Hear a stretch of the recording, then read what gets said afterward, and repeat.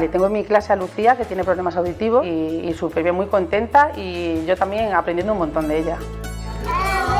¡Muy bien, Lucía!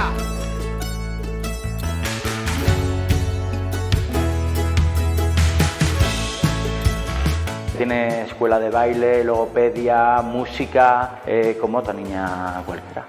La relación de Alma con Lucía es muy buena. Como son mellizas, no hay distinción entre una y otra. Es todo al mismo tiempo y al mismo segundo, igual.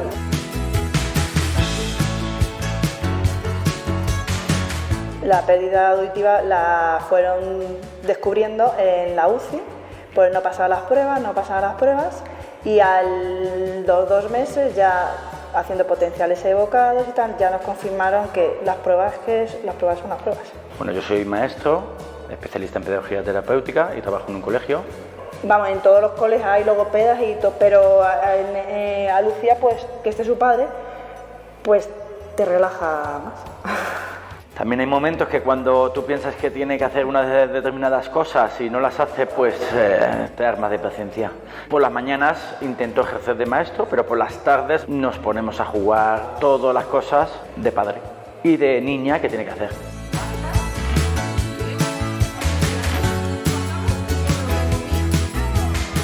Yo creo que es como un niño igual de la clase. Sí es verdad que tenemos el equipo de FM que tengo aquí puesto, ¿vale? Que lo primero que hacemos es, lo encendemos, además lo enciende ella, me ayuda ella, esto lo tengo yo, esto lo tiene ella, ¿vale? Yo lo enciendo por aquí y luego se le conecta al aparatito que tiene ella puesto en los oídos. En este sentido eso, pero la verdad es que los demás, los compañeros y todos se han integrado súper bien con ella. El contacto con la audióloga de GAES Junior y con el PT, por ejemplo, del colegio, con el logopeda y la psicóloga es constante, ¿vale? Aquí en el centro, por ejemplo, cada mes y medio estamos reunidos, ¿vale? Para trabajar, a ver cómo trabajamos, cosas que vemos, cosas que hay que mejorar. Y con la audióloga de GAES Junior, pues creo que la última fue el mes pasado, cada 2 meses o 3, o llamadas, o viene aquí también y hablamos constantemente. Tiene una implicación grandísima cuando le decimos, oye, mira, nuestra logopeda nos comenta que a ver si el molde puede ser un poquito más profundo en el oído, pues allí está ella. En GAES Junior lo recomendaremos porque, vamos, nosotros es que solo podemos hablar cosas buenas. Además de ser buena profesional, tiene una intuición para todos los temas relacionados con lo de Lucía, grandísima. Nosotros es que estamos súper encantados con ella. Desde el primer momento es duro y más si no sabes qué hacer. El día a día hay que hacer un trabajazo, con lo cual se compensa todo y con verle la sonrisa, como dice Pilar, pues... El día a día, cuando dices buenos días y ella te responde buenos días.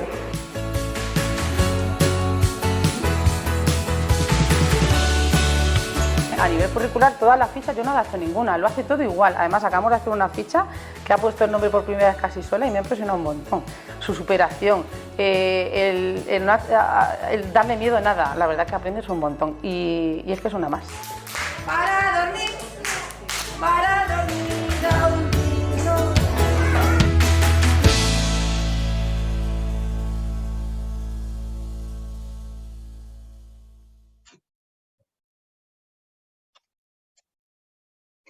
Buenas tardes, mi nombre es Inma Cabrera, soy la responsable de marketing de GAES Junior y os quiero dar la bienvenida a este webinar llamado La Vuelta al Cole con Audífonos.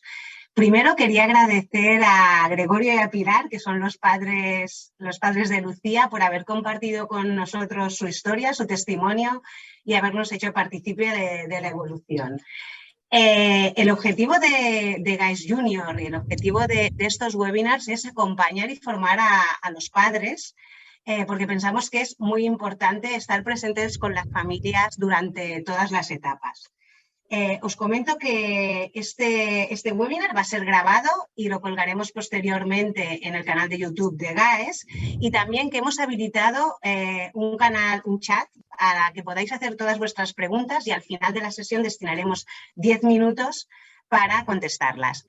Y ahora sin más os voy a presentar a nuestros ponentes.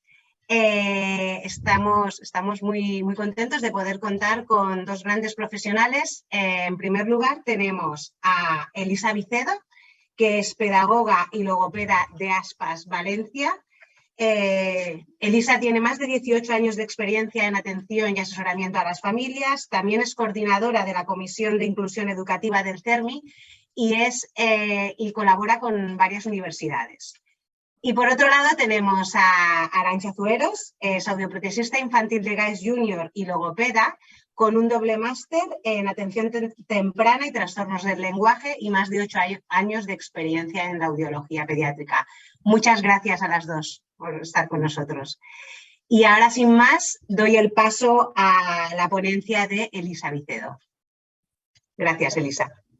Hola, gracias. Bueno, buenas tardes y muchas gracias a GAES Amplifon por ofrecer este webinar, ofrecer a las familias este espacio de intercambio de información, de poder formarse, de poder aclarar todas las dudas que tengan sobre tanto el proceso educativo de sus hijos como el proceso audiológico. La conclusión que puedo sacar después de casi 20 años atendiendo a familias en el servicio de atención a familias y como logopeda es que es fundamental, importantísimo, que la familia esté informada y formada para poder tomar decisiones.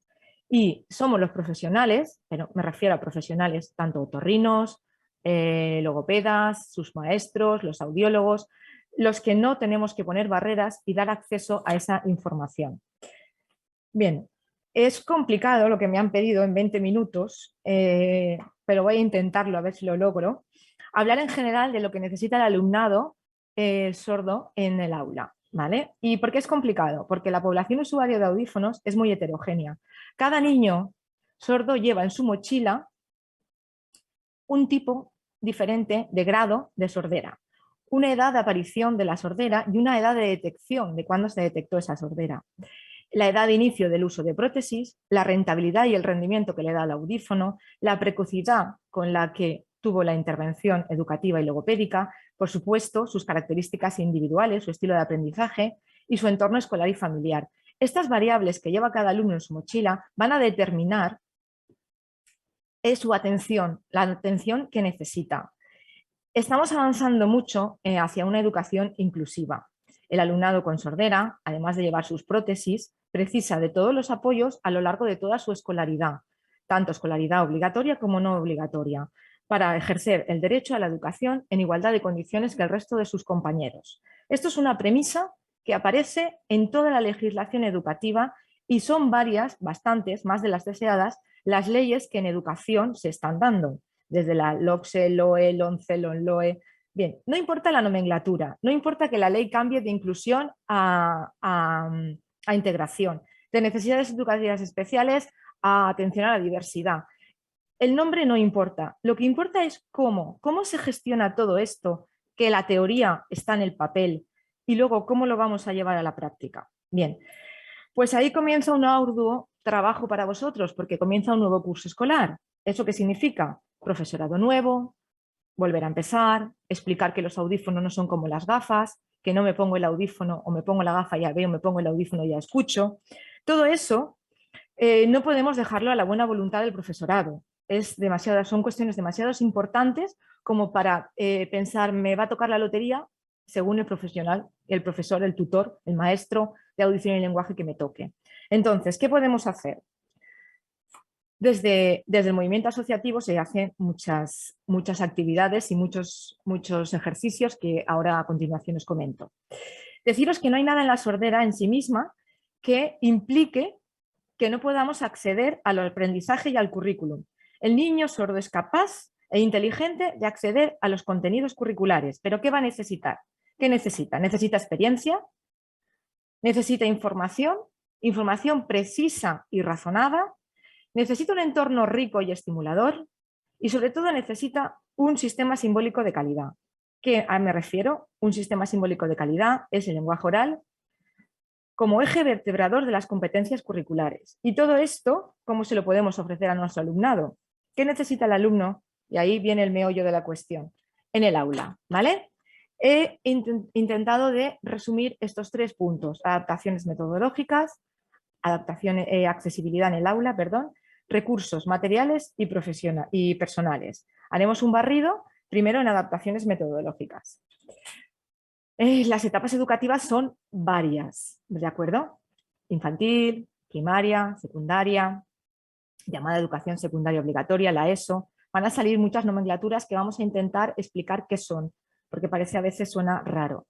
Luego podemos ir a ciclo formativo, podemos ir a bachiller, etcétera, etcétera, ¿vale?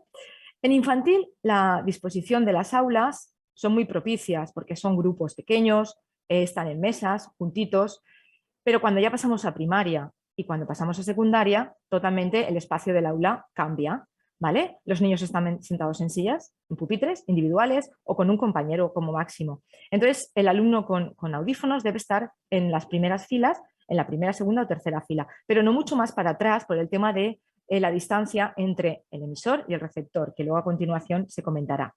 Y con pocos distractores. No podemos situar a un alumno con discapacidad auditiva al lado de una ventana, al lado de un pasillo, al lado de un ventilador, un radiador, cosas ruidosas. A eso cuando hablamos de distractores. Eso es en infantil. Y en primaria y en secundaria lo mismo, claro.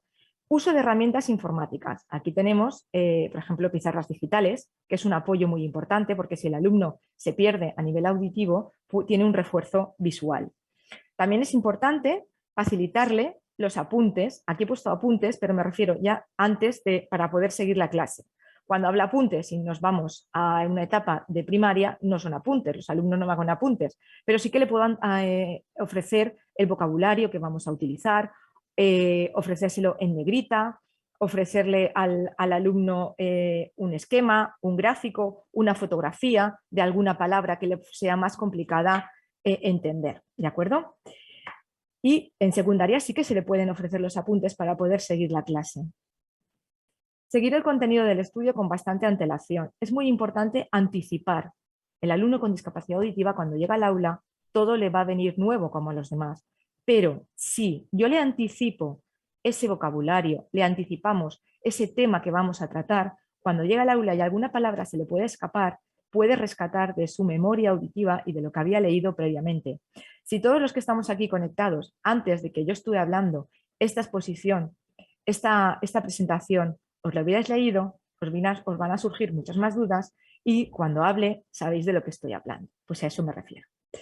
Proporcionarle tareas para reforzar o ampliar, pero tareas adaptadas y personalizadas a él, en lo que esté fallando, no ejercicios de repaso que están muy habituados a dar, ¿no? Ejercicios de ampliación de materia, no. Si me está fallando en determinantes, le voy a dar ejercicios de determinantes. Si me está fallando en conceptos abstractos, voy a contextualizar esos conceptos abstractos. Esto se refiere a exposición de contenidos. Es una adaptación metodológica de exposición de contenidos. Si hablamos de adaptaciones en evaluación, podemos hacer varias cosas. Suprimir alguna pregunta del examen, no hace falta que haga todas, sino las que el profesor crea que son las más importantes. O también se puede ampliar horas, ¿no? Minutos de examen, 5 o 10 minutos de examen. Lo que pasa es que eso en el engranaje del día a día de un colegio es complicado, porque se tiene que llevar el alumno fuera a otra clase. Entonces, igual puede ser más perjudicioso, porque hay más ruido de fondo, el alumno aún tiene que terminar su examen. Entonces, aconsejamos una supresión de alguna pregunta que no sea importante. Asegurarse del enunciado, asegurarse de qué le estoy preguntando. Y sobre todo, no evaluar a todos por el mismo igual.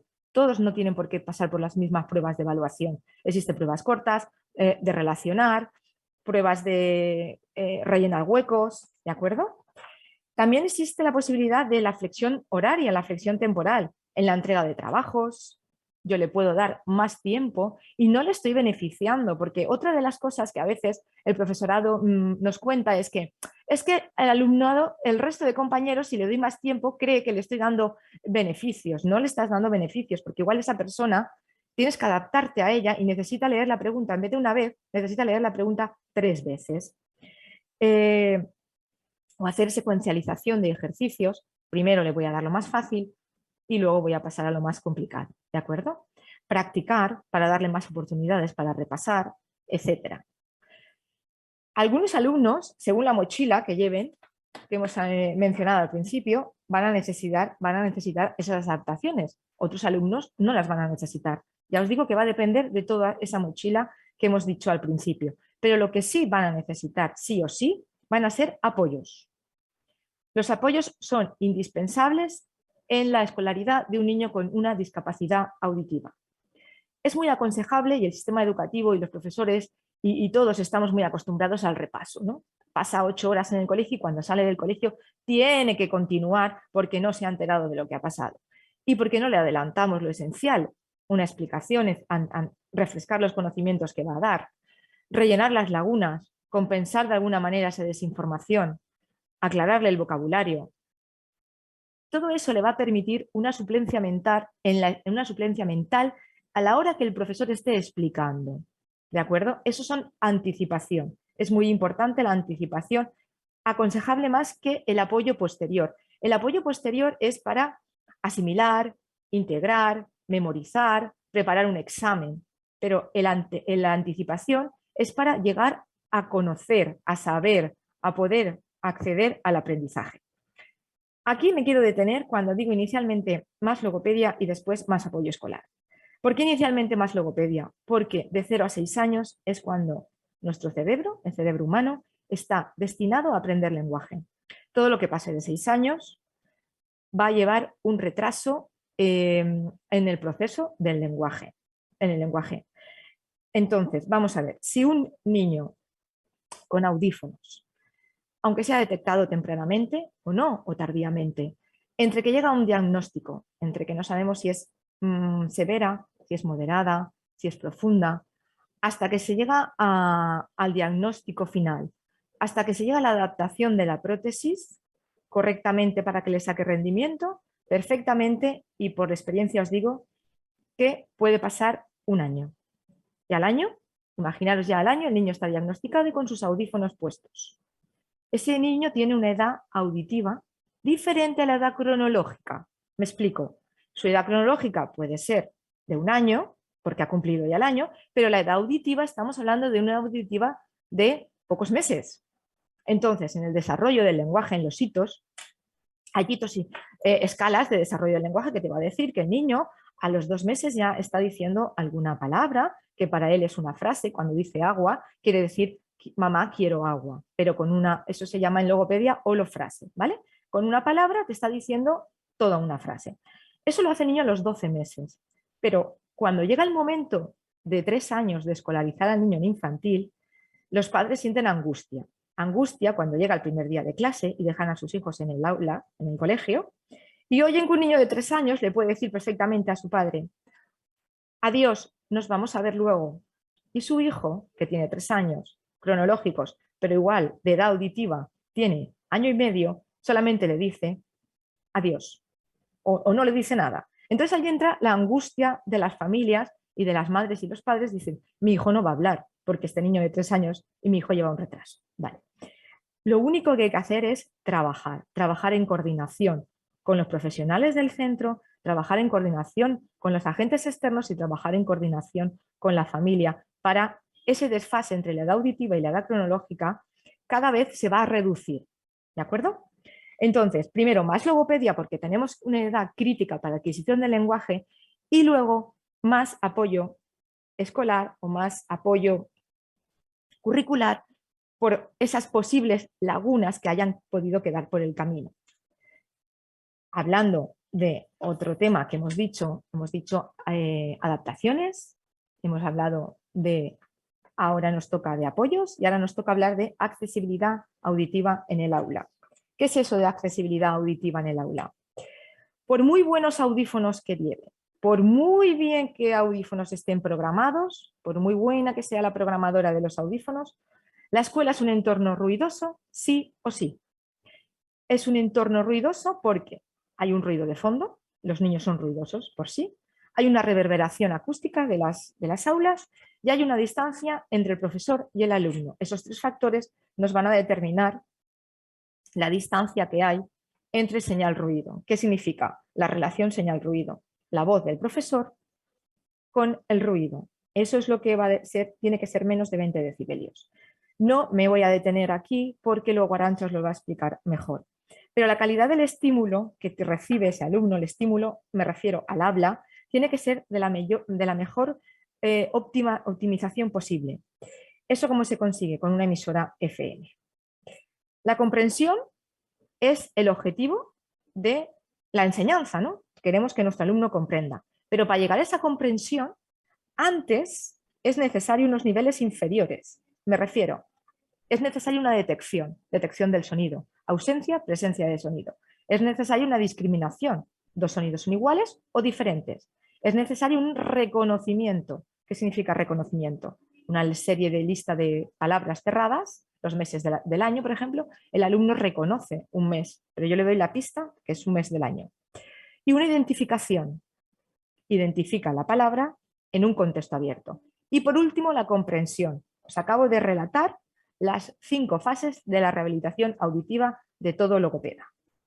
Para llegar a la última fase, que es la comprensión, todas las anteriores han tenido que estar bien trabajadas. Y ese estímulo tiene que llegar correctamente al alumno. ¿Cómo? Con una buena adaptación protésica y con una buena acústica auditiva del aula. Y hemos dicho que con la FM se mejora el nivel de inteligibilidad del habla, ¿vale? Que es la palabra correctamente asimilada y aprendida por el alumno. No me detengo más en lo de la FM, que luego lo explica Arantxa, pero sí quiero que veáis lo significativo que es y lo importante que es el uso de la FM en una gráfica. Esta gráfica nace de un estudio de implante coclear, pero me da igual implante que audífono. Al fin y al cabo es una prótesis. Y es para que veáis en las 3 últimas barras, centraros en las 3 últimas barras, que son las palabras de baja familiaridad. Las palabras que el alumno no conoce, no es familiar. Una palabra familiar es mesa, una palabra poco familiar para un alumno es obsoleto, ¿vale? Entonces, hay una gran diferencia entre el alumno que lleva su prótesis y la emisora FM frente al alumno que solo usa la prótesis. ¿Y en qué se traduce palabra poco familiar? Se traduce en conocimiento, en palabras que el alumno no conoce, que son palabras nuevas, que es lo que tenemos que aprender en las aulas. ¿De acuerdo? Esto es muy importante y no me cansaré de recalcarlo. Hemos hablado de las adaptaciones no significativas, adaptaciones que era presentar los conocimientos al alumnado. Ahora mencionamos muy por encima las adaptaciones significativas, que son lo que igual os suena mejor ACIS. Las siglas de ACIS son adaptaciones curriculares significativas. Esto sí que es importante porque es, como dice la palabra, significativa. Le voy a eliminar contenido al alumnado con discapacidad auditiva. Y esto es lo que no queremos llegar. O sea, ningún padre, ninguna madre, ningún profesional quiere que su alumno no pueda cursar el currículum ordinario. Para esto, todo lo demás que hemos hablado tiene que estar muy bien trabajado para no llegar, por eso, a lo máximo, ¿no? Que es, por ejemplo, permanecer un año más en el curso. En la etapa de bachiller, una adaptación significativa es la exención en las asignaturas de idiomas, como es inglés y valenciano. En bachiller el alumno lo puede solicitar y no va a cursar, va a cursar, pero no se va a examinar ni de inglés ni de bachiller. ¿Vale? Esto está todo en normativa. De todas formas, como esto es una pincelada de las significativas, porque afortunadamente son las que menos se producen, ¿de acuerdo? Cualquier duda y aclaración o queráis ampliar información, luego en el chat haremos las preguntas. Por último y no menos importante, los recursos personales. Vamos a ver. El maestro de audición y lenguaje, el mal llamado logopeda. En los colegios, familias, padres, madres, no hay logopedas. Los logopedas es una profesión sanitaria. El maestro es una profesión de educación. El maestro ha estudiado, el maestro de audición y lenguaje, la L, que le llamamos cotidianamente, ha estudiado magisterio y ha hecho una mención en audición y lenguaje. ¿Qué va a hacer el maestro de AL? No le estoy quitando importancia, pero es una aclaración que tenéis que saber. No le estoy quitando importancia porque va a ser un apoyo del lenguaje, pero a nivel curricular, no a nivel auditivo. El AL no tiene ni idea de audición. No tiene ni idea porque en el magisterio no se da audición, ¿vale? El AL apoyará a vuestro hijo a nivel de lenguaje, pero a nivel curricular, no auditivo. El maestro de PT, que es como un papá que ha salido en el vídeo, es un maestro de pedagogía terapéutica. ¿Y a qué va a apoyar? Va a apoyar al alumno con discapacidad auditiva en su currículum, ¿no? En las lagunas de vocabulario, de morfosintaxis, semántica, etcétera, etcétera, en lo que tenga a nivel curricular. Entonces, si hemos dicho que la L y el PT no tiene por qué tener nociones de audición o no tiene por qué conocer, y desgraciadamente nos ocurre mucho, no conocen nada de discapacidad auditiva, tienen recursos para enterarse y espabilarse y formarse, que son los departamentos de orientación y las unidades específicas de orientación. En cada comunidad autónoma, como las competencias en educación están asumidas por cada comunidad autónoma, van a recibir un nombre diferente. Reciban el nombre que reciban, son unidades específicas de orientación donde hay gente capacitada, especializada en audición, que es un centro de recursos para el profesorado, igual que el CEFIRE, que es un centro de formación para el profesorado. Ahí el profesor de audición y lenguaje y el profesor de PT tienen sus recursos para poderse formar. De todas formas, desde ASPAS, desde FIAPAS, se crean cursos y se realizan cursos para el profesorado.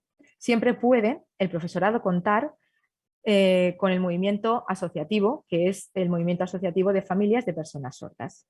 Os voy a hablar un poquito del movimiento asociativo porque creo que es importante comentaros que ASPAS Valencia no es una asociación que está aislada, sino que ASPAS Valencia está dentro del engranaje de FIAPAS. FIAPAS es la confederación a nivel nacional de todas las asociaciones que formamos ASPAS.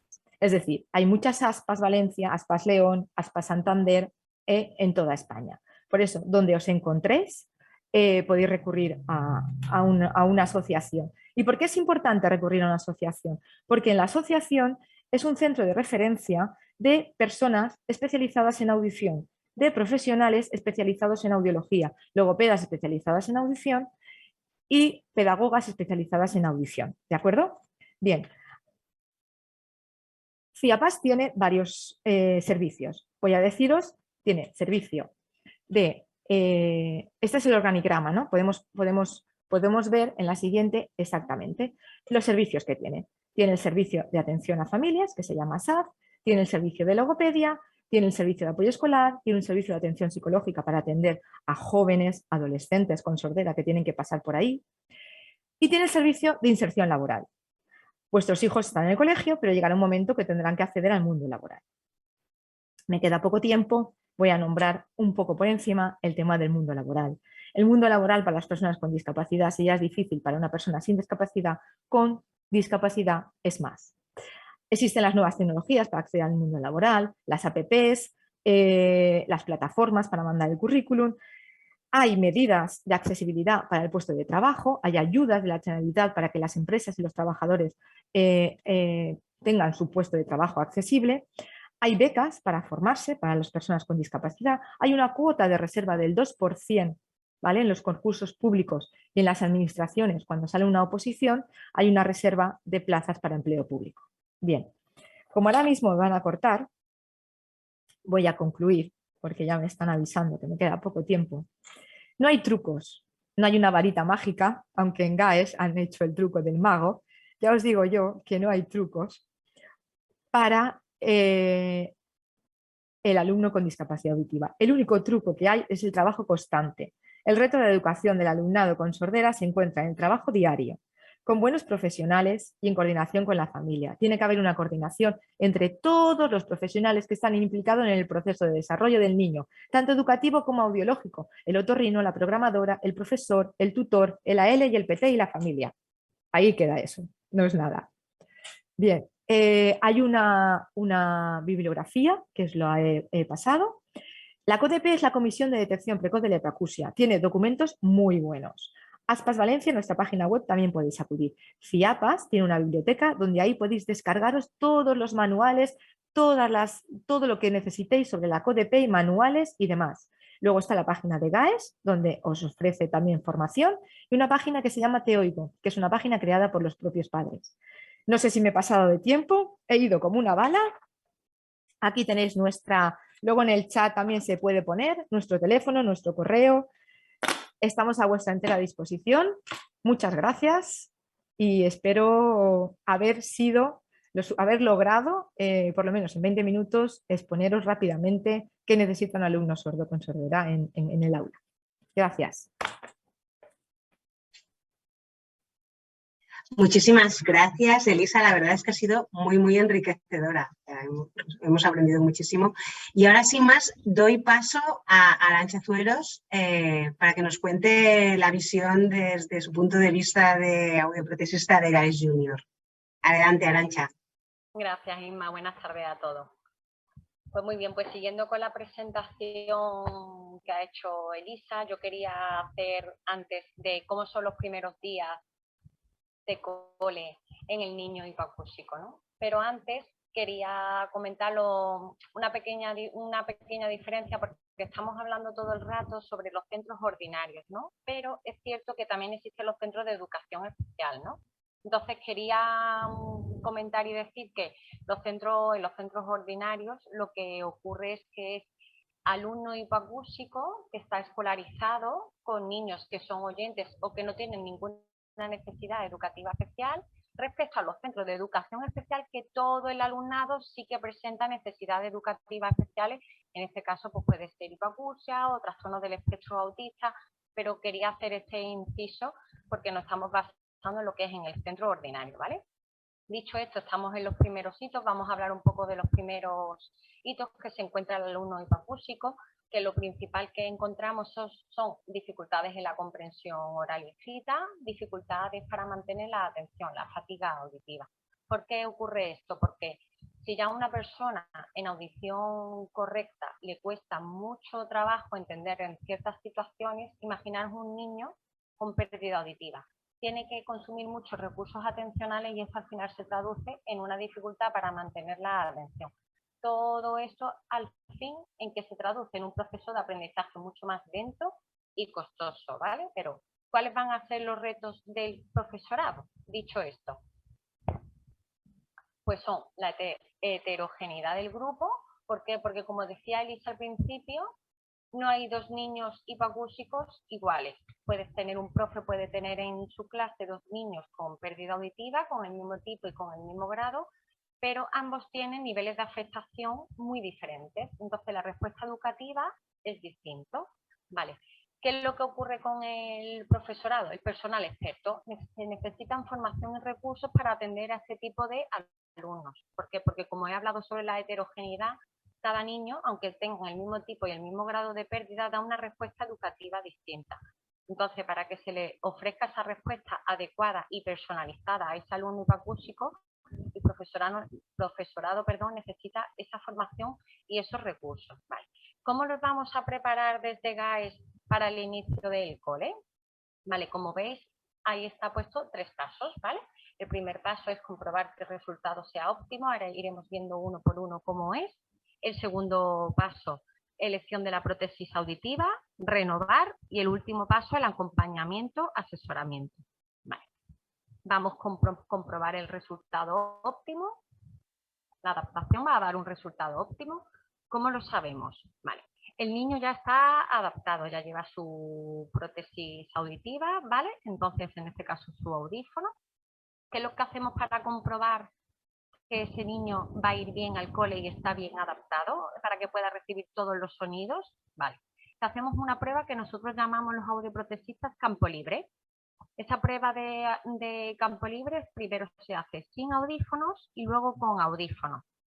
Sin audífonos primero lo que hace es que se les ponen sonidos de 500.000, 2.000 y 4.000 Hz, que son frecuencias conversacionales. El niño va a dar ahí un tipo de respuesta, se anota y luego se le vuelve a hacer la misma presentación de tonos, de esos tonos, 500.000, 2.000 y 4.000, pero con audífonos. ¿Qué es lo que tenemos que comprobar nosotros los audioprotesistas desde GAES? Que esa ganancia que se produce entre sin audífonos y con audífonos da una ganancia mínimo de 40 decibelios. Entonces, si un niño, por ejemplo, está en 80 decibelios sin audífonos, tenemos que intentar que con audífonos esté en 40 decibelios, que serían más o menos unos niveles de audición correcta. Y dentro de esta prueba del campo libre es muy importante lo que es la logoaudiometría verbal, porque así con la anterior sí nos aseguramos que el niño va a recibir el sonido, pero necesitamos asegurarnos más que nada que el niño va a entender ese sonido que recibe. ¿Qué es lo que hacemos?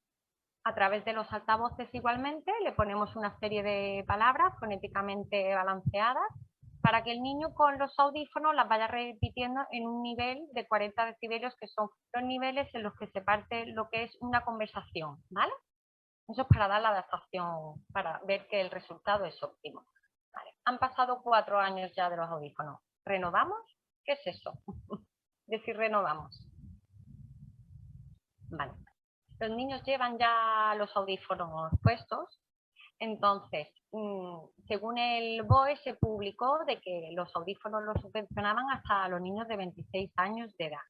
Pero respecto a esto, tengo que hacer un inciso porque depende de cada comunidad autónoma. Por ejemplo, aquí en Andalucía sí que es cierto que hasta los 26 años los audífonos, el otorrino, en colaboración con nosotros, con los audioprotesistas, pues cada 4 años hace una prescripción de la prótesis del audífono, ¿vale? Porque van saliendo audífonos nuevos, con prestaciones nuevas, también el niño va creciendo y es importante de que vaya renovando esa prótesis para que se vaya ajustando a las necesidades que ese niño requiere, ¿vale? Pero lo que decía, es importante recalcar que depende de cada comunidad autónoma, porque por ejemplo en la Comunidad de Madrid, pues esto no existe, el otorrino no prescribe la prótesis, ¿vale? El audífono. Lo que sí es importante es que cada papá o cada mamá, cuando vaya a su centro, a su audioprotesista infantil, le pregunte si esto sí tiene derecho a que él se lo subvencione, si no tiene derecho, si el otorrino le prescribe la prótesis, si no.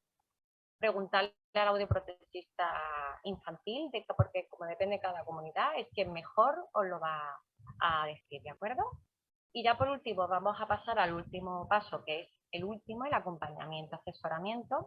Como bien comentaba antes Elisa, el trabajo multidisciplinar es súper importante. O sea, yo puedo hacer un trabajo genial como audioprotesista infantil y Elisa como logopeda otro trabajo fantástico y los profesores en el cole otro trabajo fantástico, pero si todos no nos relacionamos entre nosotros para volcarnos en ese niño y enfocarnos en ese niño, no va a fluir la cosa igual. Es un trabajo multidisciplinar que depende de todos, de cada uno de nosotros y siempre enfocados en lo que es el alumno hipoacústico, ¿vale?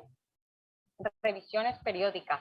¿Por qué? Porque nosotros, por ejemplo, desde GAES Junior, lo que hacemos es cada X tiempo, cada cuatro meses, cosas así, citamos de nuevo al niño en gabinete. ¿Para qué? Pues para comprobar de que va todo bien, de que el audífono va bien, que su audiometría no ha cambiado, de que no haya ninguna alteración que le pueda provocar un desfase en el colegio y asegurarnos que todo el curso escolar va a ir bien, ¿vale? Y seguimiento académico del niño relacionado con esto, porque vamos viendo también en cada revisión, cada 4 meses, le preguntamos a los padres que qué tal, cómo han ido esas notas, que qué tal, si alguna cosilla así en particular. Muchas veces, por ejemplo, sí que es verdad que los padres pues me comentan algo. Oye, Arantxa, pues mira, pues Adrián me ha dicho el profe que toma su teléfono y que a ver si lo puede llamar un momentillo porque necesita preguntarte algo o tiene una duda. Pues se hace y sin problema, ¿de acuerdo? Vale. ¿Y qué factores vamos a tener en cuenta para adaptar un niño? Eso es importante, ¿vale? Vamos a ver las necesidades de los niños en cada etapa y un poco de las barreras auditivas del aula, ¿vale? ¿Cuáles son las necesidades de los niños en cada etapa? Muy bien, pues como veis, no es lo mismo un niño que tenga 1 año o 2 años, que un niño que tenga 4 años, que un niño que tenga 5, que un niño que no está niño, que tenga 17 años, ¿vale? Entonces, por ejemplo, en niños de 2 años, ¿qué es lo que principalmente hace? Pues ya empieza a reconocer canciones, melodías, tiene un vocabulario entre 50, 100 palabras. En torno a los 3 años, ¿qué es lo que hace? Pues ya sí que responde a instrucciones. Nene, dame la pelota. Y el niño te da la pelota. Ya le gustan las canciones. E incluso señálate el ombligo y el niño se señala el ombligo. O señálate la nariz y el niño se señala la nariz, ¿vale? De 3 a 5 años sí que es verdad que el vocabulario ya es más complejo, es sobre unas 400 palabras, la frase ya un poco más compleja. Es capaz de relatarte algo, incluso algún hecho del cole puntual, ¿vale? Respecto a los 5 o 10 años, el lenguaje ya empieza a ser mucho más complejo y el razonamiento es más lógico, ¿vale? Y ya a partir de los 18 años, pues ya la personalidad está más formada, ya empieza lo que es la timidez, la vergüenza, ¿vale? Esto respecto a las necesidades de los niños, ¿vale? Pero ¿qué barreras nos vamos a encontrar en lo que es en el colegio? Aunque ya Elisa ya la ha comentado un poco, ¿no? Lo que el exceso de la reverberación, ¿no? Los niveles de ruido, el exceso de ruido, la distancia a veces entre el niño y la fuente de sonido, es lo que comentaba al principio. Si una persona oyente o con audición correcta tiene dificultades para entender el ruido, imaginaros un niño en el cole, ¿vale?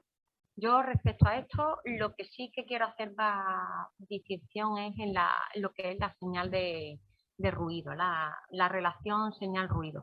¿Por qué? Porque con la distancia la calidad de la señal auditiva empieza a caer y empeorar. Por cada metro de distancia empieza a caer en 6 decibelios. Entonces, imaginaros, no es lo mismo que el niño esté a 1 metro del profe que esté a 5 metros, ¿vale? Por eso mismo, por la distancia, porque por cada metro va a empeorar 6 decibelios. Entonces es importante que el niño esté cerca de la fuente sonora. Y ya los niveles de ruido altos. Si el ruido enmascara el sonido de la voz, pues imaginaros un problema para entender lo que es en el cole, ¿vale? Pero, ¿cómo vamos a hacer con todas estas barreras que ya explicaba antes también Elisa para que solucionarlas? Pues con los sistemas de ayuda. Los sistemas FM, correcto. ¿Qué es un sistema FM? Un sistema FM prácticamente es un emisor y un receptor. El emisor va a ser el micrófono que el profesor o la profesora se puede colocar en lo que es la camisa, en la bata, y habla con total naturalidad, no lleva ningún cable, es inalámbrico, y el niño a través de una frecuencia modulada lo va a recibir directamente en el audífono o bien en el implante coclear, ¿vale? Da igual uno u otro, ¿vale? Entonces con los sistemas FM, como veis, simplemente va a hacer eso, es un receptor y un emisor, ¿vale? Que es lo que va a hacer fundamental, mejorar la calidad del sonido percibido. ¿Cuáles son las ventajas de los sistemas FM? Pues como decía, varios niños hipoacúsicos, mismo canal. El profe puede tener en el mismo aula a 2 niños con hipoacusia, los 2 niños adaptados, los 2 niños con pérdida auditiva, pero ambos con una sola FM, que el profe tiene aquí puesta en la pincita de la bata, la camisa, pues a estos 2 niños les llega la señal directamente a cada uno a sus audífonos, ¿de acuerdo? Entonces, puedes tener, como decíamos, varios niños con una sola FM y todos escuchando la calidad del sonido directamente, ¿vale? Contribuir al desarrollo del mensaje porque no hay ruido, ¿vale? Directamente, ¿vale? En cualquier lugar, se puede utilizar en cualquier lugar, no tiene que ser solamente en el cole, puede ser, por ejemplo, si están en el recreo haciendo gimnasia, encima en la calle que hay más ruido, pues les viene muy bien porque lo que hace es que elimina, reduce lo que es el ruido, ¿de acuerdo? Se reduce también, otra ventaja es que se reduce a 0 la distancia entre el emisor-receptor, por lo cual los niños lo reciben el mensaje claro e inteligible, ¿vale? Porque amortigua todos los ruidos de fondo. Mejora la discriminación de la señal auditiva, evitar la reverberación, que era un problema también que había en el aula, ¿vale? Es claro e inteligible. Luego también son inalámbricos, no necesita de ningún tipo de cable, por lo que decía, porque va directamente con frecuencia modulada, ¿vale? Y la libertad que le da al profe y al niño de poder moverse libremente sin que esté dependiendo a lo mejor de un cable o de que no esté cómodo, o a veces los cables fallan, que se rompe el cable, que ahora no puedo, no oigo, ahora me he quedado en una clase importante y no escucho bien, ¿de acuerdo? Principalmente son las ventajas de los sistemas FM, ¿vale? Ahora vamos a ver los sistemas FM en las diferentes edades.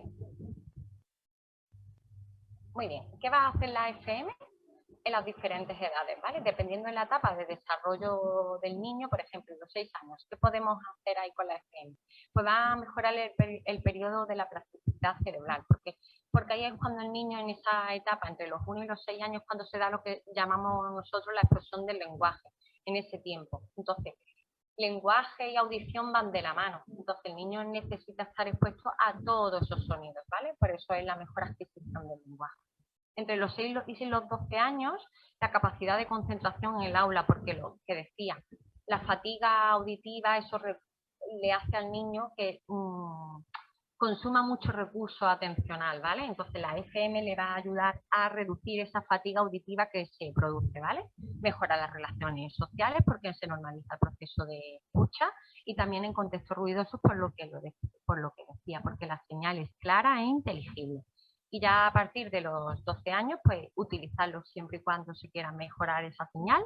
Ya, por ejemplo, si quieres ir al teatro, a la universidad, pues puedes llevar la FM para que no te pierdas absolutamente Nada, y lo dicho, el mensaje sea claro y directo, ¿vale? Ahora vamos a ver los consejos para adaptarse en el cole, ¿vale? Entonces, en el primero, pues que cuidar las condiciones acústicas del aula, utilizar, como hemos comentado, los sistemas de FM y controlar que los niveles de ruido en el aula que sean menores a 20 decibelios, ¿vale? Sentar al niño cerca del profesor. Nosotros, por ejemplo, siempre desde GAES pues le decimos a la mamá o al papá, pues mira, pues ahora cuando empieces el curso, tú pídele al profe que te siente a Mario o a Claudia, que te la siente en primera fila, lo más cerquita del profe. Y si hay cualquier duda, pues el profe que me llame, sin problema, ¿vale? Que desde GAES Junior, todos los audioprotesistas infantiles, para eso siempre estamos abiertos y nos prestamos, para que cualquier duda, recomendación o lo que sea, que nos llame. En el tercer punto, los apoyos visuales, por lo que comentaba anteriormente Elisa, porque es súper importante el apoyo visual para que el niño en algún momento, si se pierde o su atención decaiga, que no se pierda el niño y se vea totalmente perdido. Entonces, los apoyos visuales, las explicaciones, las actividades, muy importante, ¿vale? Establecer una buena comunicación verbal con el niño, ¿vale? Estupendo. No se trata a veces de hablarle muy exageradamente, no. Se trata al niño de hablarle de frente, despacio y articulando bien para que él pueda, lo que no perciba o se le escape auditivamente, que lo pueda recibir visualmente, ¿vale? En el quinto, pues fomentar su participación en la actividad de juegos, porque eso también es verdad que en el alumno acústico pues le da más confianza, la autoestima le ayuda y todo eso va a ser un aspecto muy positivo de cara a lo que es su evolución, ¿vale? Comunicación y coordinación continuada con el profesor, por lo que decía, ¿vale? El trabajo multidisciplinar es muy importante y que estemos todos los profesionales que rodean al niño en constante comunicación entre nosotros para eso, para ver qué tal y cómo va todo ese proceso, ¿vale? Para posibles complicaciones en seguir la lección, coger apuntes. Esto es lo que decía Elisa, más que coger apuntes en el momento, pues quizás en el momento de antes, ¿vale? Y por último, preguntar los padres o nosotros, lo que sea, que por si hay algún tipo de herramienta en el colegio que puedan utilizar pues como una forma alternativa, aparte de los apoyos visuales o el sistema de FM, pues por ejemplo, pues el colegio consta de, en los pasillos tiene megafonía, pues mira, pues una cosa que le puede ayudar, ¿vale? Pero eso depende de cada centro escolar. Ya por último, los consejos a padres, que lo que decía, ¿no? Hablarle pausadamente, sin gritar, de forma natural y de frente, ¿no? Que no se trata de hablarle exageradamente, sino hablarle de una forma natural, ¿vale? Y no gritarle. Mantener la atención antes de hablar. Es bueno que a los padres, cuando vayan a hablarle a su hijo, que antes le den un golpecito en el hombro para mantenerla, captar la atención de su hijo y que ya una vez que ya lo está mirando de frente, pues ya empiece a hablarle de forma pausada y demás, ¿vale? Ayudarles a saber que escuchan. Esto es muy importante. Por ejemplo, un niño que está escuchando unos pajaritos y no sabe esos pajaritos que son, pues decirle, hacerlo de forma natural siempre, ¿no? Y algo espontáneo y algo divertido y, oye, ¿pero eso qué es?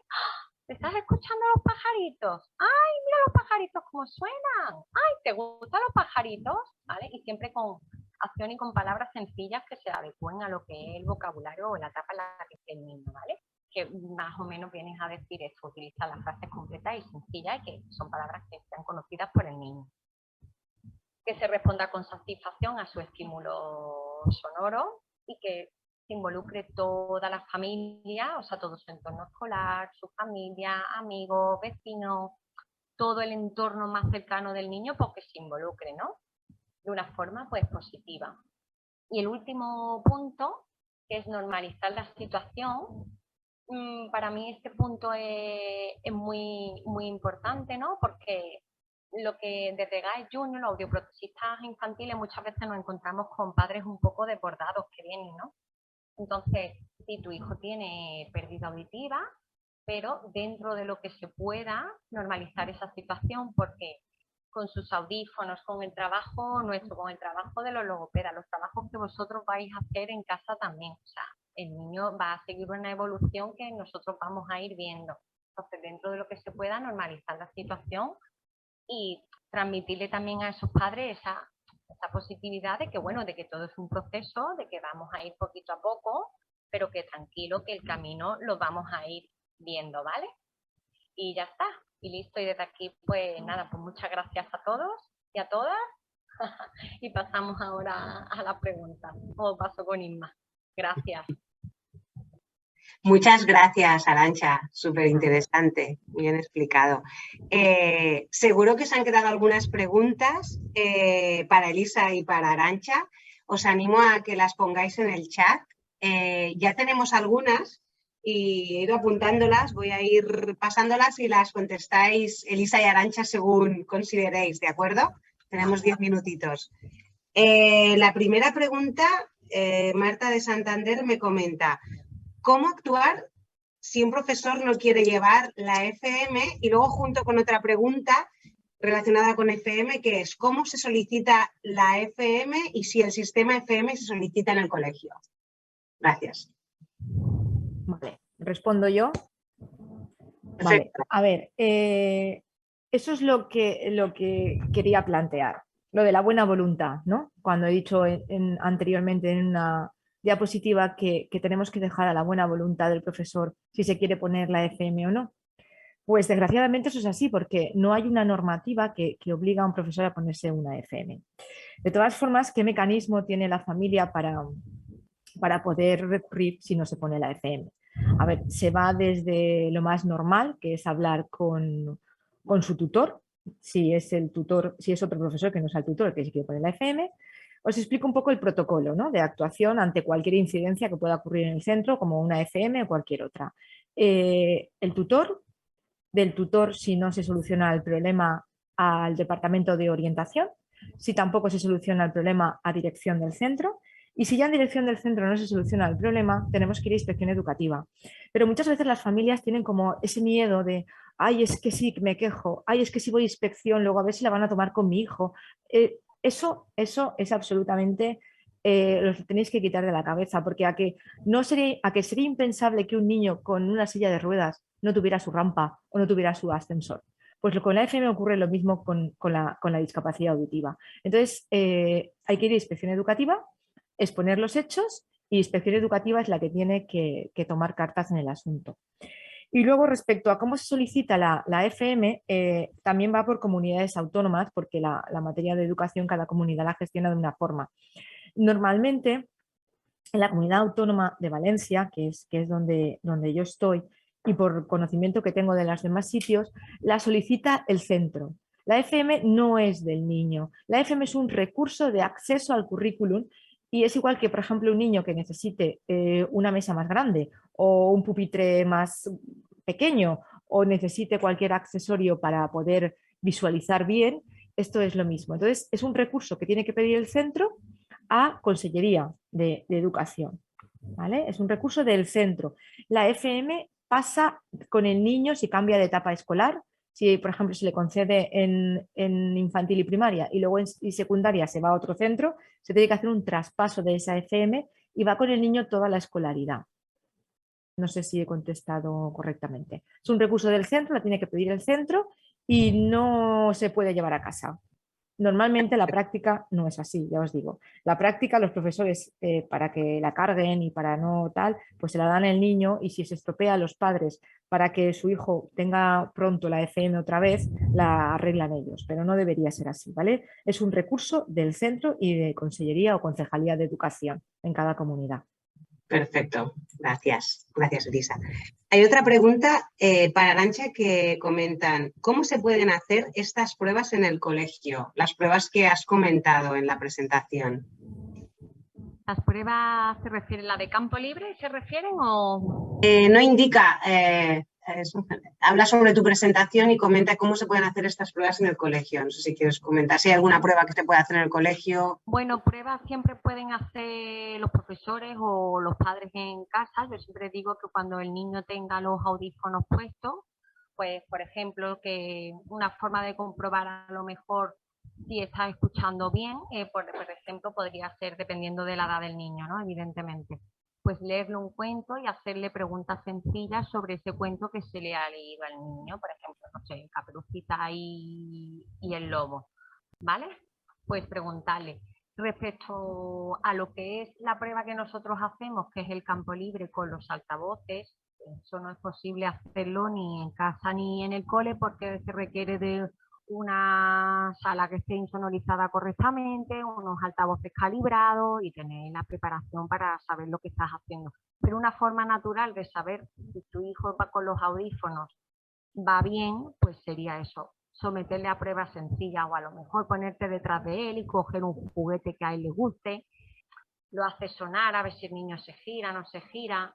Son unas pruebas sencillas, un tipo de screening que pueden hacer los padres en casa o el profesor, por ejemplo, Pepito, ¿sabes no sé, hacerle una pregunta sencilla respecto a algo que se haya comentado para saber si el niño está perdido, despistado o si es que va siguiendo el ritmo de la clase?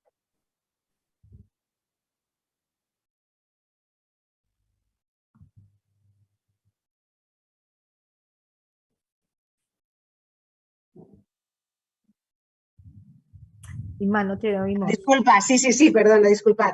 Sí, hay un problema sobre, una pregunta sobre el método educativo más adecuado para la sordera unilateral con implante coclear. Si habría problemas con un colegio Montessori. A ver, me permito contestar. Sí, sí. Una sordera unilateral con implante coclear no hay ningún problema, igual que una sordera bilateral con implante coclear. Si el niño no tiene ninguna patología más asociada, el niño con hipoacusia, con sordera profunda, severa, moderada, puede llevar la escolarización en modo de inclusión en un colegio ordinario, un colegio privado, un colegio bilingüe, un colegio de línea Montessori. Puede llevar la escolaridad igual que otro niño. Va a necesitar, en este caso, respondo a la pregunta concreta de unilateral, tiene un oído normoyente, o sea, tiene un oído que va a escuchar bien, o sea, lo tiene mucho mejor.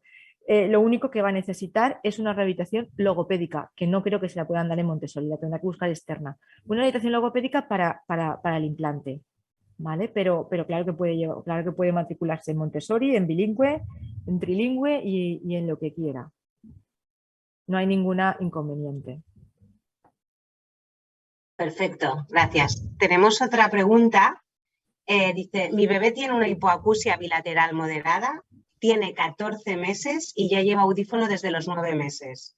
Me gustaría saber si debería llevarlo a una guardería para una mejoría en su audición o no es necesario hasta que empiece el cole. Bueno, interesante pregunta. Muy buena la pregunta. Sí, la verdad que sí. Ya, como yo digo, eso son elecciones personales del padre y de la madre. Si sería, bueno, si en la guardería tienen personal que conozca algo, también en la guardería, la gente que compone la guardería, algo de idea tienen sobre la estimulación en bebé, entonces el niño puede estar más estimulado en la guardería que dejarlo a lo mejor en otro sitio antes de que comience los 3 años el cole, pues oye, no es malo, siempre sin olvidar y perder el foco de vista que los niños en casa desde que nacen de una forma natural todos los estimulamos. Entonces la pregunta, ¿sería bueno de meterlo en una guardería? Bueno, le puede favorecer, ¿por qué no? Si lo estimulan desde la guardería, pues sí, ¿por qué no? No es una mala idea, la verdad. No sé si respondo un poco a la pregunta, porque como es algo también tan personal. Claro, exacto, yo voy a también hacer un apunte. Vamos a ver, es complejo ya cuando nace un hijo, te cambia, ¿no? Toda la estructura, toda la dinámica familiar cambia por completo, te la desorganiza toda. Es más complejo si tu hijo tiene discapacidad. ¿Por qué? Porque hay visitas a otorrinos, a médicos, a pediatras y son constantes, a GAES, a la en fin, las visitas son constantes. Entonces, eso depende, es personal, como ha dicho Arantxa, pues depende de tu situación personal. Si tienes más hijos, si tienes que dejarlo en la guardería porque tienes obligación, porque tienes que ir a trabajar, no tienes nadie que te cuide el niño. Pero mejorar su audición va a mejorar su socialización. Pero mejorar su audición, esté en la guardería o esté en el parque, va a escuchar igual. O sea, vamos a ver, no hay una mejora susceptible de audición porque sí que va a hacer una socialización con su grupo de iguales. Y es verdad también que en la guardería hay que formar a la persona que esté allí, sobre todo el uso del audífono, porque puede venir uno por detrás y no sabe lo que es un niño pequeño, ya con 14 meses, coger el audífono y se le puede hasta tragar. En ese sentido, hay que alertar al personal que esté, de decir, cuida con el audífono, porque si se lo arranca o otro niño se lo puede coger, Es un poco el cuidado con la prótesis, porque el audífono es caro, vamos. Entonces, yo veo eso, es un poco la normalización que decía Arantxa, hacerlo lo más normalizado posible. Si el niño tiene que ir por dinámica familiar a la guardería, que vaya a la guardería. Vale. No sé si tiene relación, hay otra pregunta que dice, mi otra hija con 4 años oyente fue a inglés en academia y quiero que mi hija con sordera bilateral e implante que ya ha cumplido esa edad empiece inglés en la academia. ¿Es recomendable? Sí, Totalmente. prácticamente es lo mismo que decía Elisa, que es lo último que ha venido a decir, que pues mira, si por circunstancias, ¿por qué no? Como yo decía, ¿no? Vamos a normalizar la situación. Si mi hija oyente la ha llevado, la ha apuntado a inglés o a cualquier actividad extraescolar, porque ahora mi otro hijo con pérdida auditiva que lleva sus audífonos, ¿por qué no va a poder ir? Si me apetece o él quiere o por circunstancias tiene que ir a actividades extraescolares, pues que vaya, sin problema. Perfecto. Y bueno, estamos recibiendo más preguntas. Si os parece, os paso las 2 últimas y el resto, si queréis, os las podéis enviar al email que vamos a poner ahora en la pantalla cuando finalicemos el evento. Una es, me gustaría saber si la solicitud de la emisora FM a la Consellería puede hacerse aunque el colegio sea privado. Y la otra es, si es recomendable que un niño con hipoacusia neurosensorial bilateral y portador de audífonos aprenda lenguaje de signos, aunque en principio no los use. Entonces, si queréis, cada una podéis contestar a una y daríamos por finalizadas las preguntas. Vale. La primera es sobre la solicitud de emisora a la Consellería. Perdón, sí. Estaba recopilando. El colegio es privado, Consellería solo apoya, o sea, solo tiene recursos para los colegios públicos y concertados con fondos públicos. Al privado Consellería no le va a dar nada. No. La tendría que adquirir la propia familia, comprarla a la familia en los privados, ¿vale? Y respecto a la otra pregunta, que era que su hijo tenía 4 años, ¿era? Perdona. Sí. Aprender la lengua de signos. Que sí. Si tenía, ¿cuál es el objetivo de que aprenda lengua de signos? ¿Es una familia asignante? O sea, No, el niño está en una familia asignante o tiene relación con personas que signen, entonces sí. Pero si el sistema de comunicación de un niño y su lengua materna es la lengua oral, valenciano, inglés, no sé qué lengua es, la materna, Claro. pero esa colación, la lengua de signos, si no es que no sé muy bien el objetivo de que aprenda, ¿no? Si otra cosa es que no pueda acceder al lenguaje oral o que tenga algún problema para que vemos que el niño no avanza. O sea, al niño no hay que ponerle barreras, hay que darle siempre los máximos estímulos, pero cuando vemos que no avanza, que no sabemos por qué, por si hay una patología asociada o no sabemos el por qué el niño vemos que no se comunica, entonces sí que darle un sistema alternativo de comunicación, que estaríamos hablando de una lengua de signos, de unos signos, de un bimodal, un sistema alternativo. Pero en principio, para desarrollarse su lenguaje, su cerebro, tiene que recibir estímulos auditivos. Yo siempre pongo el mismo ejemplo a las familias. Cuando una persona tiene un ojo vago, ¿qué ojo le tapamos? Le tapamos el ojo que ve bien, para que el otro ojo trabaje. Si el niño con discapacidad auditiva tiene un sentido mermado, que es la sordera, la visión la tiene muy acentuada. Yo le tengo que dar estímulos auditivos para reforzar esa audición. Si le doy estímulos visuales, si yo le doy un signo y una palabra, yo no sé realmente qué está sacando de rendimiento al audífono. No sé si me ha comprendido, porque yo ya le he dado el signo, él ya lo ha visto visual. Si yo le signo, dame la pelota, al mismo tiempo que le estoy hablando, ¿qué ha entendido? ¿El signo o la frase? Ya no lo sé. Si yo me tapo y le digo, dame la pelota, y no me da la pelota, yo sé que no ha entendido nada. Si yo le favorezco la lectura labial, dame la pelota, ¿Qué ha entendido? ¿Me ha leído los labios? ¿Ha entendido el signo? Es un poco eso, así explicado muy desde, vamos a ver, desde mi punto de vista. Siempre digo, si el niño vemos que no se comunica, lo primero que hay que hacer es la comunicación. ¿De acuerdo? Si vemos que no se comunica, pues ya usaremos un lenguaje como lengua de signos, pero si vemos que el niño comunica y además su entorno no es signante, no sé cuál es el objetivo. Elisa nos comenta que no es signante, pero ha tenido pérdidas progresivas de audición y no sabe si es recomendable que aprenda la lengua de signos como apoyo para cuando no lleva audífonos en la piscina, por ejemplo. Vale, los niños inconscientemente van a hacer lectura labial. Si va a la piscina y el monitor de la piscina sabe lengua de signos, pues mucho mejor. Pero igual el monitor no sabe lengua de signos. Entonces el niño le signa y el monitor se le queda así mirando diciendo, ¿qué me estás contando, cariño mío? ¿Qué te hago yo ahora? En cambio, la lectura labial, ellos inconscientemente, o sea, el niño con sordera tiene adquirida la lectura labial, sí o sí. ¿Por qué? Porque es más visual que auditivo. Es un mecanismo de defensa, es un mecanismo de compensación. Entonces, cuando tú un niño te ve que cuando le hablas y hace así, te mira los labios, ya está, no le va el audífono, se ha quedado sin batería, etc, etc. Por eso digo que, bueno, si quiere aprender lengua de signos, pues es la familia. Yo siempre digo que la información hay que darla y luego la familia toma la decisión, pero que hable también con los profesionales que están atendiendo a ese niño para que le den toda la información posible y luego que la familia decida. Claro. Perfecto. Bueno, pues oye, muchas gracias, Elisa y Arantxa, por haber compartido pues, vuestra experiencia y vuestro conocimiento. Creo que se nos ha quedado corto porque hay muchas preguntas y es verdad que os hemos pedido sintetizar un tema muy complicado en poquito tiempo, pero creo que habrá sido de ayuda para todos. Espero que os haya gustado este webinar. Gracias a todos por asistir y comentaros que este es el primero de una serie de webinars que desde GAES Junior vamos a lanzar.